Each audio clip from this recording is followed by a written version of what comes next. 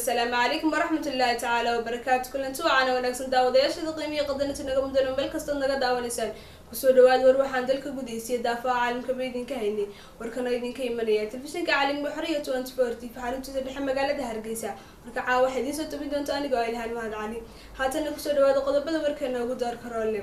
madaxweynaha Soomaaliland oo daafur qorshaha qaran ee garsoorka lagu hagi doono 40 sano soo socda madaxweynaha Soomaaliya oo hambaliyay madaxweynaha cusub ee dalka Ciraaq tamada oo socday xisbiyada mucaaradka iyo xukuumadda Soomaaliland oo ku soo dhamaaday wajiga bax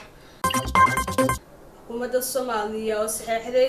qaraarka qaramada midoobay ee dhowrista xuquuqda naafada kuwaas waxa ka mid ah qodobada warkeena ugu door karan lahaatana ku soo dhawaada qodobadaas iyo qodobo kale oo faahfaahsan